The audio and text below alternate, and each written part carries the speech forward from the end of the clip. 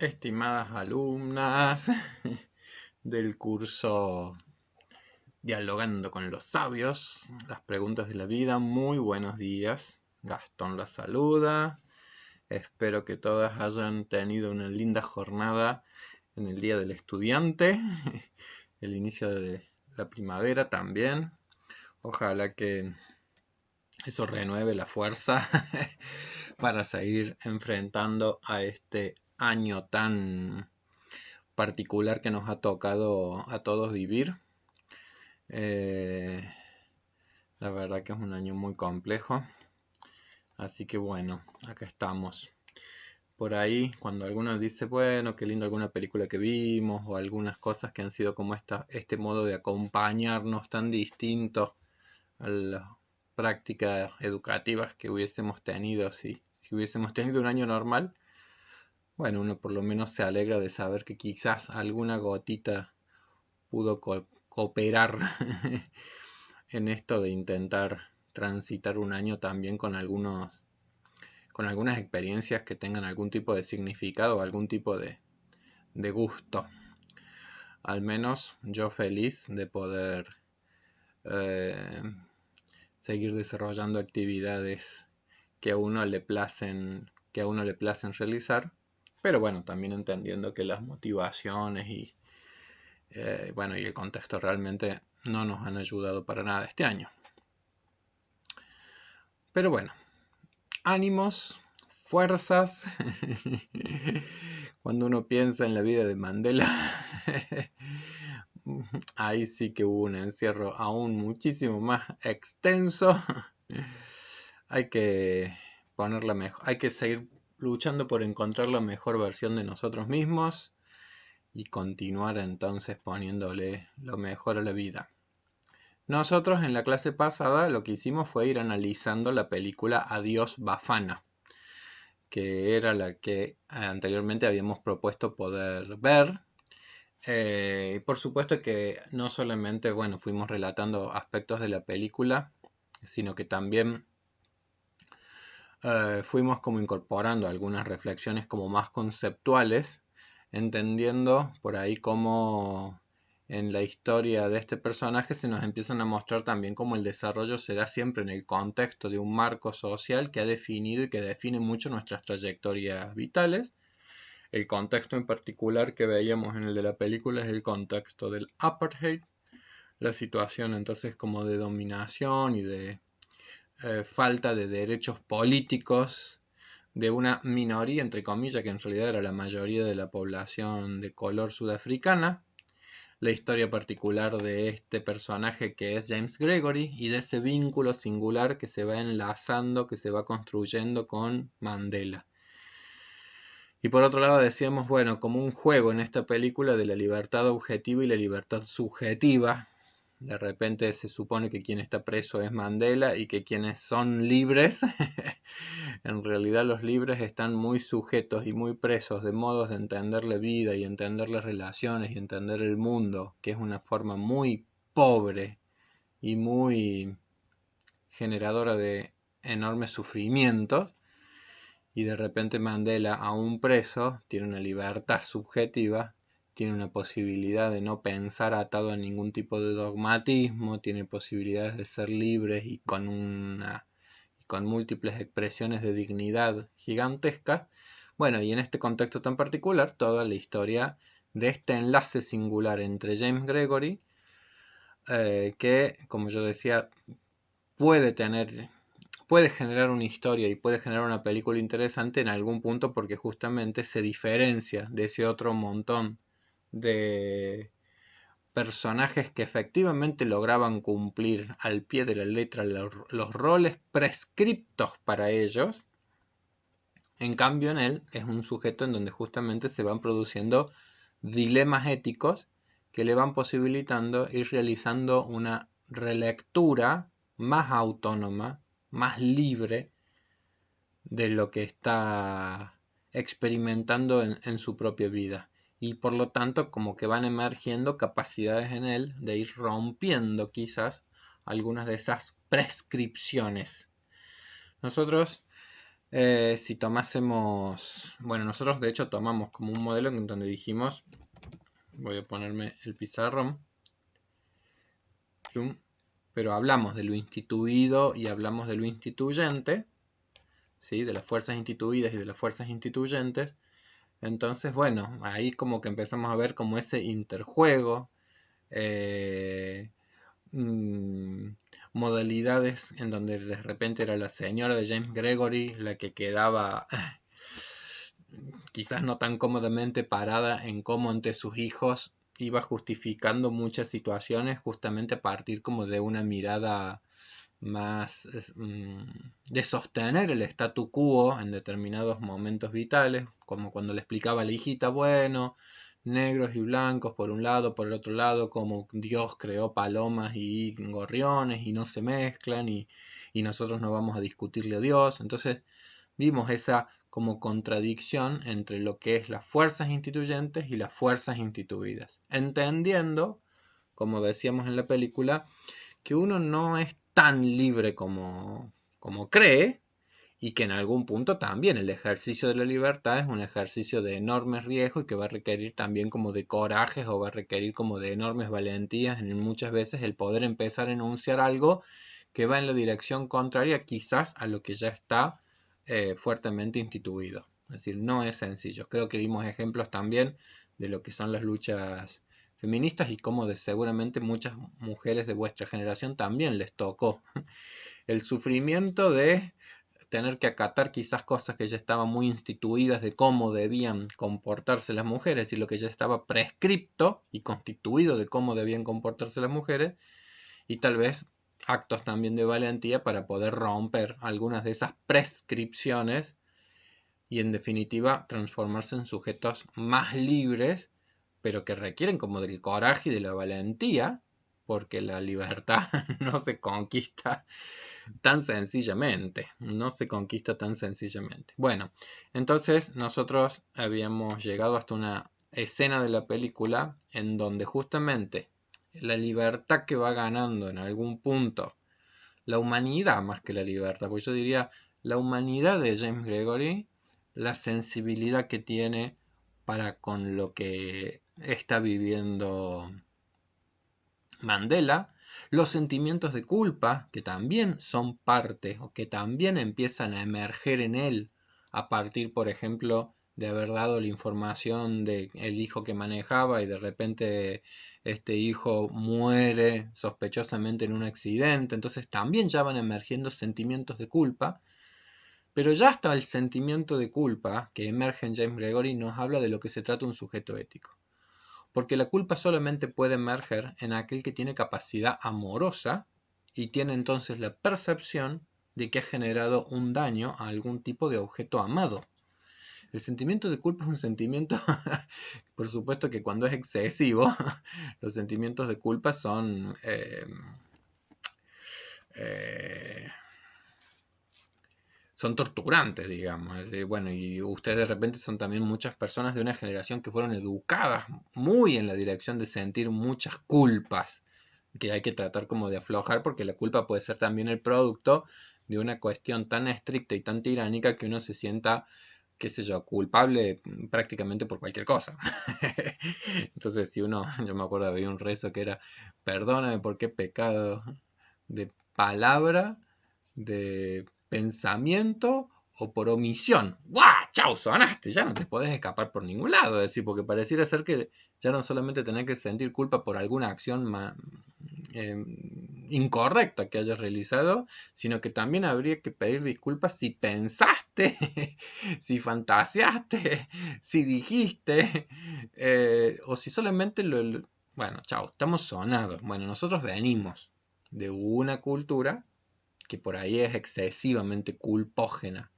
excesivamente culpógena. Pero como diría Erickson, los sentimientos como la culpa, en todo desarrollo psicológico, es esperable que puedan constituirse, ni excesivos ni inexistentes, decía Erickson, una frase que a mí me quedó grabada como muy bonita. Es decir, sentimientos que si bien no son los más sintónicos, porque el sentimiento de culpa es un elemento un tanto distónico, es un afecto un tanto distónico, pero Erickson decía estos sentimientos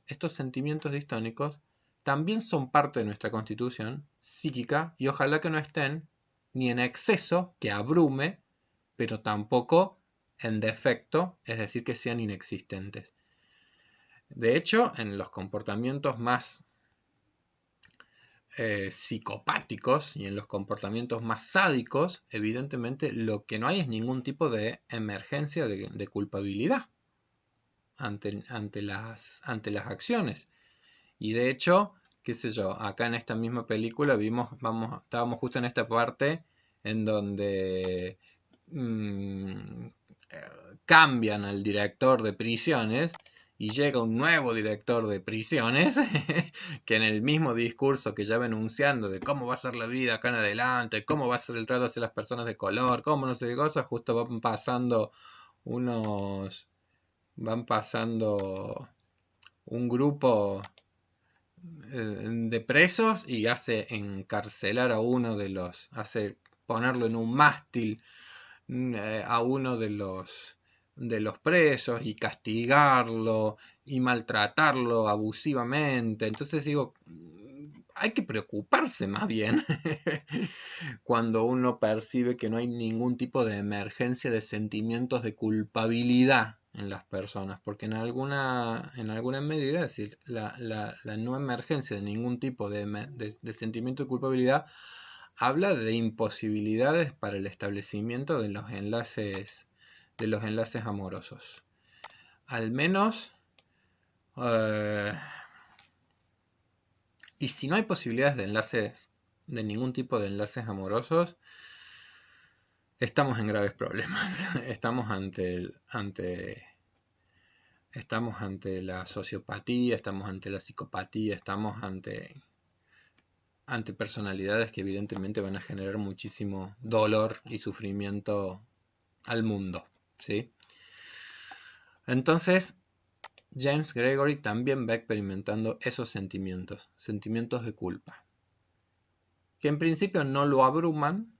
pero que luego van ganando cada vez, como quien dice, mayor intensidad al ver en qué medida él está siendo parte de algo del cual él ya se empieza a sentir extrañado. Esta película me es inevitable no pensar también en las trágicas historias también vividas en nuestras tierras, en las épocas en donde las violencias políticas, las luchas armadas, los autoritarismos, los gobiernos de facto, bueno, fueron parte también de una historia que lamentablemente nos cruza y probablemente a la generación de ustedes más aún que a mi generación, en el sentido de que yo ya al nacer en el año 77, yo ya los recuerdos que tengo de la educación primaria, secundaria, bueno, ya es en épocas democráticas, es decir, ya de cierto afianzamiento de algunos derechos colectivos. La democracia con todas sus imperfecciones, con todas sus imperfecciones que no son pocas, pero bueno, los regímenes democráticos, aún con sus imperfecciones, eh, son mejores. Yo siempre por ahí digo, hasta la peor de la democracia es mejor que la mejor de las dictaduras, digamos, decir, porque evidentemente que en los procesos dictatoriales, entonces cuando el poder está absolutamente concentrado y es discrecional y es tiránico, es decir, las huellas profundas, las heridas intensas que quedan en los tejidos sociales, en los vínculos humanos y las redes comunitarias son trascendentemente dolorosos. Eh, entonces, qué sé yo me acordaba cuando yo era muy chico que yo no entendía, pero me acuerdo que era como, me acuerdo, yo era chico, pero me acuerdo cuando fue la declaración de un ex miembro de la fuerza, creo que era Silingo de apellido, cuando se empezó a conocer en la sociedad argentina los vuelos de la muerte, la cuestión de cómo tiraban desde el mar al mar los cuerpos de las personas que... ¡Guau! Entonces yo me acuerdo cuando escuchaba eso, no tenía, yo ni siquiera tenía en esas edades como, bueno, ni mucha contención, porque mi familia no hablaba de temas políticos, y eso es un poco ahí como uno va viendo cómo las cuestiones más complejas de las vidas sociales son difíciles incluso como de procesar o de digerir o de, o de poder incluso significar. Digo, es un poco como en esta película cuando veíamos la escena de esta niñita viendo un bebé ahí tirado al frente suyo y entonces necesita a alguien y necesita como de adultos que le ayuden como a ordenar emociones muy violentas que está viviendo, temores, miedos, todo lo demás. Entonces, haciendo como ese parangón, eh, qué sé yo, yo recuerdo de haber tenido un compañero en la escuela primaria que me contaba o me narraba cosas que había vivido su padre y que yo no podía entender, no las podía comprender. Y evidentemente solo lo pude comprender muchísimos años después de la adolescencia incluso, que claro, lo que me estaba contando que había vivido su padre eran cuestiones de tortura en un campo de detenidos porque él había sido, el padre de este amigo mío había sido parte bueno, de grupos guerrilleros y que habían estado presos en no sé qué, entonces, incluso si era desaparecido, no me acuerdo. Eh, pero es como que ahí uno va comprendiendo que las generaciones más jóvenes, menos atravesadas que las generaciones que vivieron de lleno todo ese grado de conflictividad histórica, aún las generaciones más jóvenes todavía necesitamos como de eh, algún tipo de ordenamiento justamente a ese mundo instituido que por momentos nos parece monstruoso y no nos parece, nos parece inentendible y no lo logramos, como quien dice, atrapar. Entonces me acuerdo que las noticias del Cilingo, entonces uno dice, pero esto es una cosa eh, monstruosa. Sí, pero ya lo podía enunciar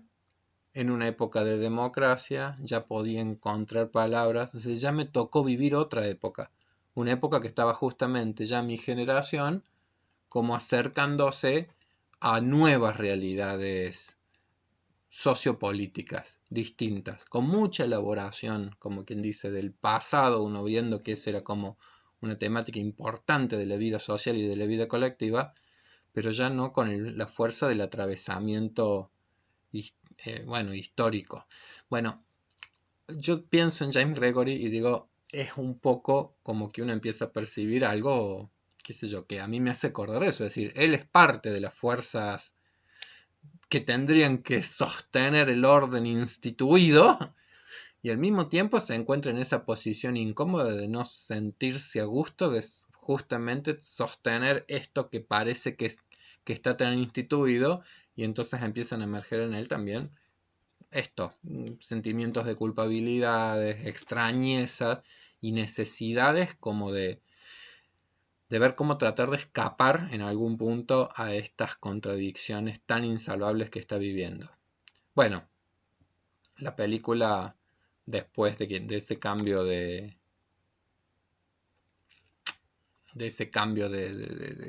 jefe de prisiones se encamina hacia una exacerbación claramente del autoritarismo y de los modos vinculares, escenas de cómo, bueno, escenas de muchísimos vejámenes, de muchísimos maltratos, de maltratos absolutamente inhumanos. Y en lo particular y en lo personal, él ahora es él también el objeto de la burla, del ataque, del menosprecio, porque en algún punto, como en la película iba pasando, a decir, ahora él a los ojos de los compañeros de la fuerza, él se ha transformado en un amigo de los negros. Y se da esa escena tremendamente violenta en el bar, en donde, bueno, hay como toda una escalada hacia la violencia muy veloz, a partir de cómo te decían a vos, no sé cuánto, tu señora, tu mujer, entonces ya le tocan la mujer y bueno, ya se arma una pelea, en una pelea desigual, muy con los códigos machistas de ver quién acá es el más fuerte y el más no sé qué cosa, lamentable cultura del patriarcado machista que tanto, tanto tiene que ver con estos modos tan violentos de los ejercicios, de las relaciones y del sostén de una cultura, que eso volvemos a esta idea de lo que es lo instituido. Y han tenido que pasar muchísimos años, muchísimos, piensen ustedes los movimientos feministas, ¿sí? Han tenido que pasar muchísimos años, muchísimas luchas, muchísimos conflictos, para que incluso recién en ciertas épocas muy recientes puedan empezar a surgir discursos colectivos, puedan empezar a surgir movimientos grupales, puedan empezar a surgir cosas que puedan generar algún tipo de cambio del orden cultural que uno habita. La fuerza de lo instituido es que efectivamente logra como naturalizarlo todo, y en algún punto nos parece que el mundo de suyo tiene que ser así. Cómo deben ser los vínculos, cómo deben ser las relaciones, cómo deben ser las relaciones entre los hombres y las mujeres. Y la emergencia subjetiva se da en un contexto de un orden cultural instituido, y los márgenes de libertad en algún punto tienen que ver con qué capacidad nosotros tenemos también para reflexionar y tensar y poner en cuestión, bueno, ¿y por qué tiene que ser así? ¿O por qué tendría que ser así? Uy, me fui a la otra clase. Bueno, ahí está entonces esa escena que yo digo que es como una escena violenta, lo muelen a palos, llega a la casa, el único que interviene ahí como para salvarlo es este compañero un poco más mesurado, que por lo menos puede frenar ese acto violento. Y ahí cuando vuelve a la casa, ahí es que él plantea de pedir el traslado, y en donde la mujer también acepta. Eh, no solo acepta, sino que se alegra, y ahí hasta había como una cosa comunicacional entre ellas, que él no quería pedir traslado todavía, pensando que ella veía que esa era como una posibilidad de ascenso dentro de los escalafones, etcétera. No, ella también ya está deseosa de poder partir de este lugar al cual llegaron como con ciertas ilusiones, y ahora se ha transformado como en el peor de los, en el peor de las pesadillas para ellos. Y ahora en algún punto yo digo, qué loco, pero están ya con el simple hecho de transformarse como en el amigo de los negros, se han transformado en ellos, en sujetos que quizás puedan empezar a entender de qué se trata la marginación, de qué se trata ser parte de un grupo que es rechazado violentamente por los otros, de qué se trata ser parte, como quien dice, de los desempoderados. Y en algún punto me hace acordar también un poco al poema de Bertolt Brecht, ese de, bueno, un día golpearon a la puerta, pero yo no me preocupé porque yo no era judío, otro día golpearon a la puerta, pero yo no me preocupé porque no es, y hoy ya es demasiado tarde porque están golpeando mi puerta. Y es un poco esa metáfora, digamos, de cómo eh, muchos, eh, muchas injusticias de la vida social o de la vida colectiva en algún punto también están sostenidas por la desimplicación en la vida colectiva y los movimientos más convencionales que hacemos todos, como quien dice, bueno, de cuidar lo más cercano, de cuidar lo más pequeño, de cuidar, como quien dice, lo más familiar, porque la participación en la vida más colectiva y más social inevitablemente lleva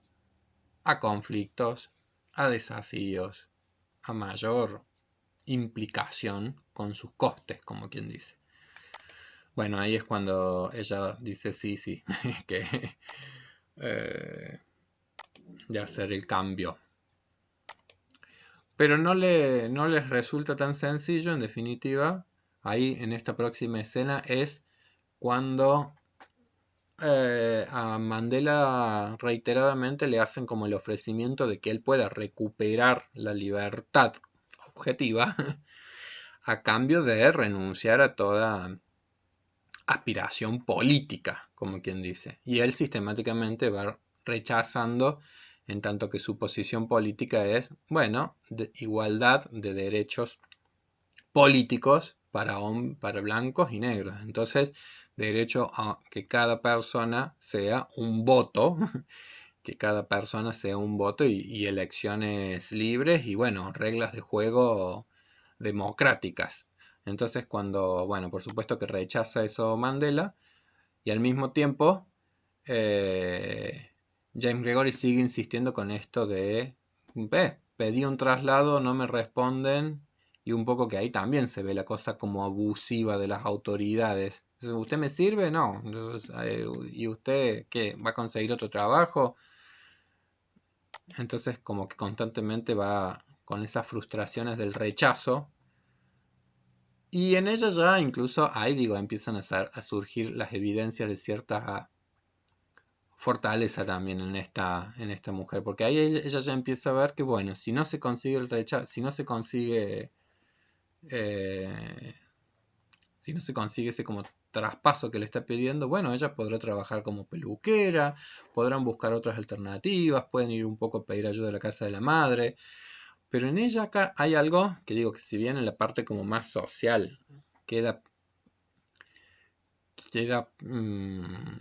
dibujada, digamos, su mujer como con un estilo mucho más convencional, uno también empieza a ver ahí la riqueza y la fortaleza de ella como alguien que defiende poderosamente y amorosamente su núcleo familiar. No cualquiera logra tampoco construir un grupo familiar en donde todos los participantes se sientan a gusto. Entonces digo, es una madraza y es una pareja amorosa, fiel, firme, que después en otros momentos de la película la veremos también como con ese grado de fuerza que ella va a tener.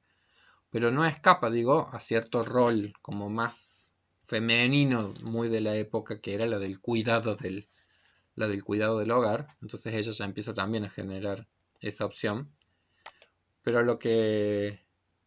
me parece interesante también es en esa charla, cómo, bueno, se van retroalimentando y se van enriqueciendo ellos también como pareja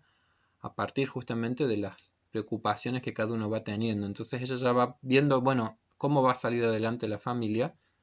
pero en él ya también está esta otra dimensión más sociopolítica. Es decir, Gloria, lo que ya me está preocupando es en qué país van a crecer nuestros hijos. Es decir, acá ya no solamente se trata de la supervivencia como nuestra, la del grupo familiar, es decir, el despertar a cierta conciencia más ciudadana, más amplia, más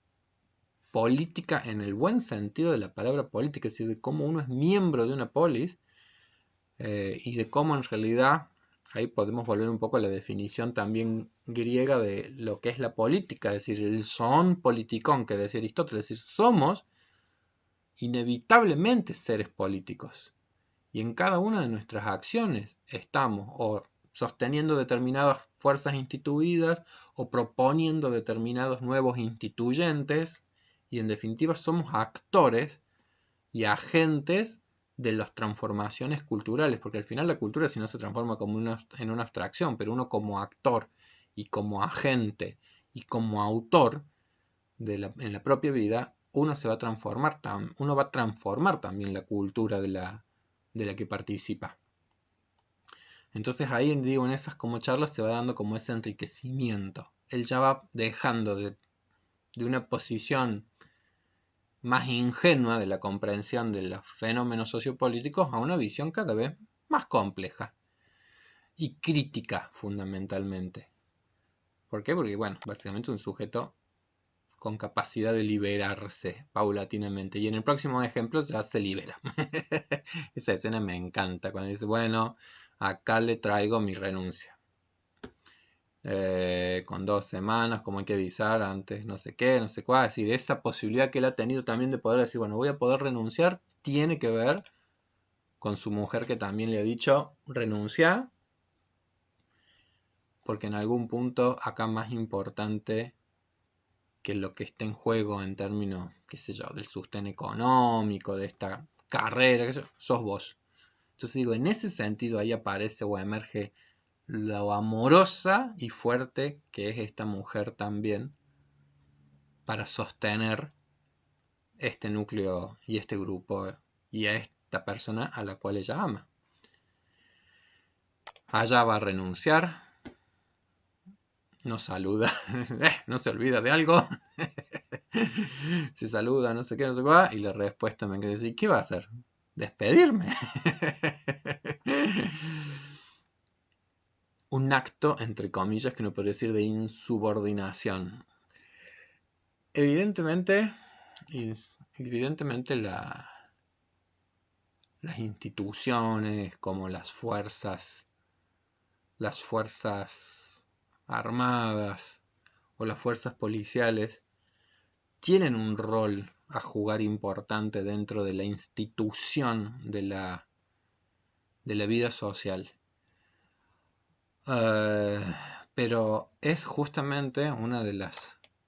organizaciones de la vida social que si no está, como quien dice, bajo realmente una clara dirección civil y bajo principios digamos, regulaciones muy potentes y con principios muy democráticos,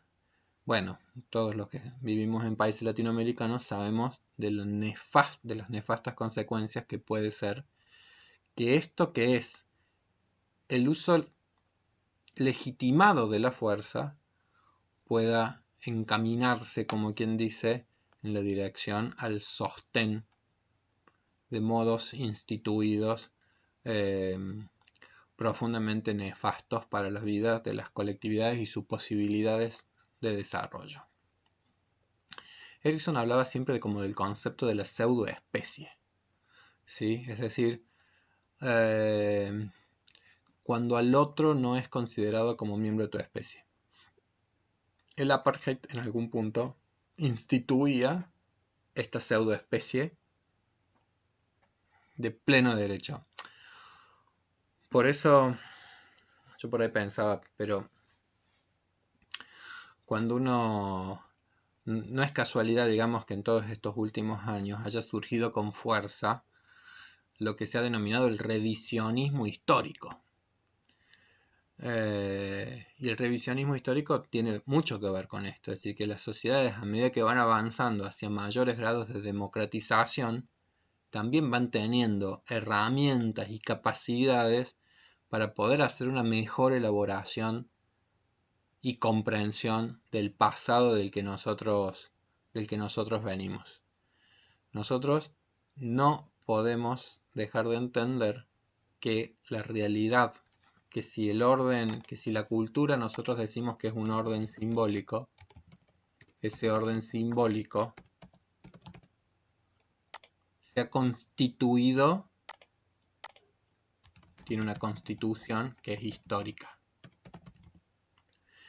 Y en esa constitución histórica, así como está lo instituido y lo instituyente, y en esa constitución histórica y en esa historia que que inevitablemente la humanidad carga, vamos a ver que es una historia en donde el conflicto ha estado siempre presente porque la opresión del hombre por el hombre es el pan de todos los días. Es lo que ha estado presente históricamente. Entonces no podemos, como quien dice, renegar o olvidar esa dimensión como histórica, producto de la emergencia en todo momento. Digo, si uno a cualquier fenómeno lo piensa aisladamente y no lo concatena en el tiempo con otras relaciones. Entonces, si hoy solamente pensáramos los migración de África hacia Europa, a veces uno diría, oh, pero ¿por qué no quedan, por qué las personas no arraigan en sus territorios? Estos movimientos migratorios traen enormes dificultades a Europa,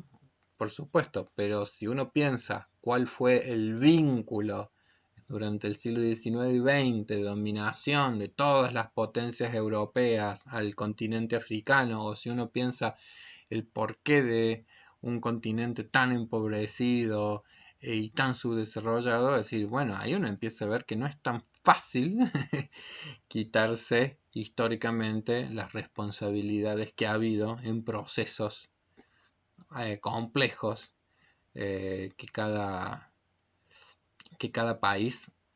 encierra y guarda. Y digo, en esas conflictividades, esto de la pseudoespecie ha sido las monedas corrientes. Es realmente un esfuerzo muy grande el llegar a la, qué sé yo, por ejemplo, a la consolidación de ideas nucleares y universales como puede ser la Declaración Universal de Derechos Humanos. Es decir, son progresos civilizatorios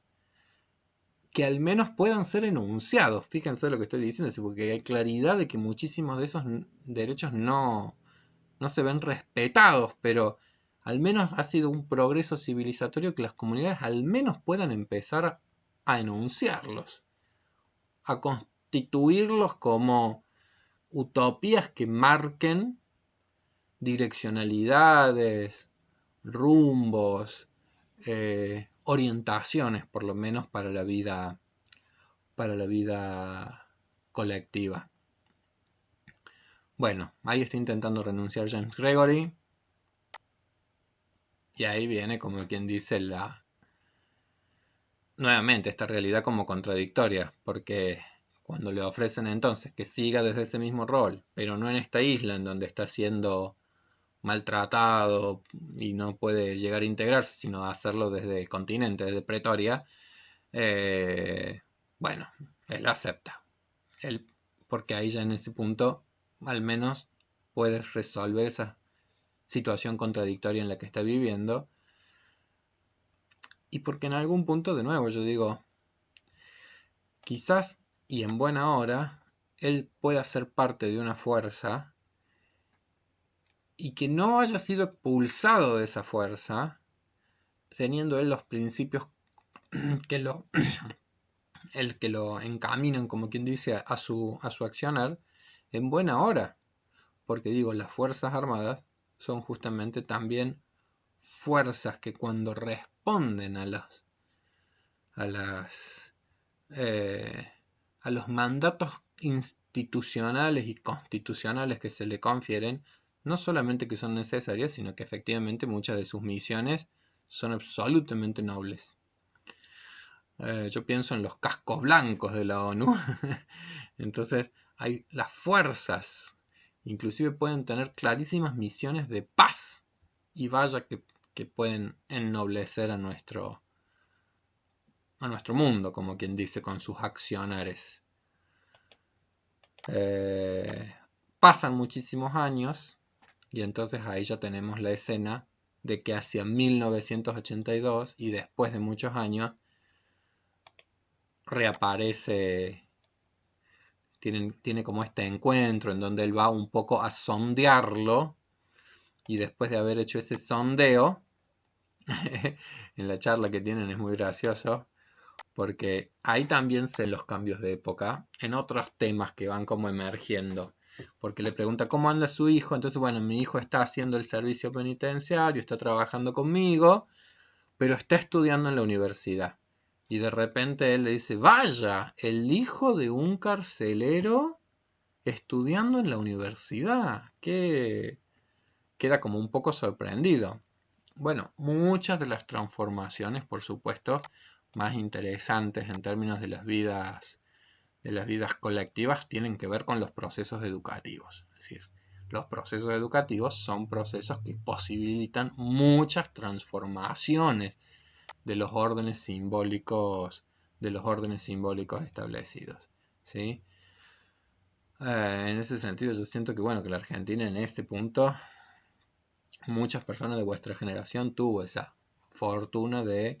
vivir en épocas en donde la generación previa hizo muchos esfuerzos para que la generación siguiente pudiese vivir mejor, pudiese acceder a mayores estándares de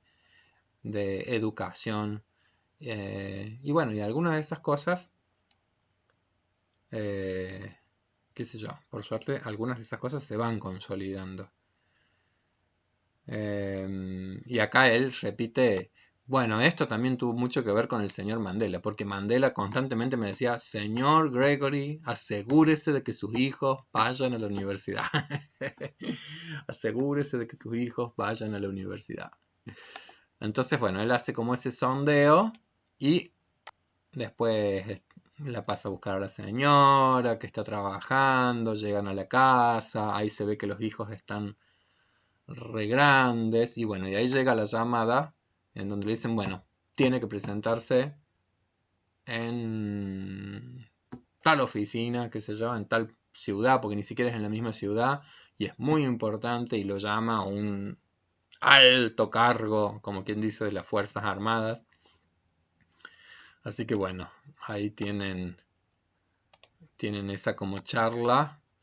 en donde la mujer ya empieza como a intuir que, uy, acá se viene de vuelta o algún traslado o o alguna cuestión que va a complejizar lo que parece ser que se ha ordenado mucho en todos estos últimos años, que ha sido la vida familiar, la estabilidad laboral, el crecimiento de los chicos, el estudio que están teniendo los chicos, aparece la hija que va a estudiar psicología, aparece el muchacho que está terminando leyes, es decir, bueno, una vida como bastante convencional en términos de criterios muy de época, pero que al mismo tiempo hablan de esa como posibilidad paulatina de ascenso social. Ella que es peluquera y de repente va a tener una hija profesional, él que es de no sé, y de repente va a tener un hijo profesional. Si muchas de las energías han estado puestas en esa misión. Y al mismo tiempo, cuando va entonces a esa reunión, el descubrimiento de que si está en esa nueva cárcel, lo han llamado porque puede ser la persona indicada para volver a como a cumplir ese rol de ser quien trate cotidianamente con Nelson Mandela. Se encuentran, ha pasado mucho tiempo, ¿dónde estamos? No sé qué, como que se reencuentran. Hay una charla muy interesante, dice, él pregunta, bueno, ¿y pero por qué a mí? ¿Y por qué a mí? Y la respuesta como de este general, no sé, secretario, no sé qué, dice, usted es uno de los pocos eh, miembros del personal de la isla Robben al cual nunca le levantaron cargos. Mandela, como abogado, digamos, en la justicia presentaba las denuncias y presentaban las denuncias por las situaciones de abusos o de maltratos al interior de la cárcel. Es decir, hay un sistema que cuando, digamos, el derecho, el Estado de Derecho, piensen ustedes que estamos hablando del 1980 y pico, no estamos hablando... Eh, entonces, el Estado de Derecho en algún punto implica la existencia de ciertas normativas que en tiempos muy convulsionados son avasalladas, son aplastadas, no son respetadas, pero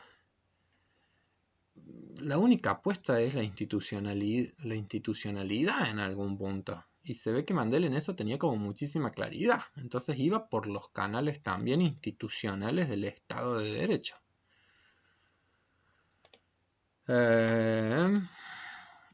Bueno, y ahí cuando vuelve a la casa, bueno, es el gran,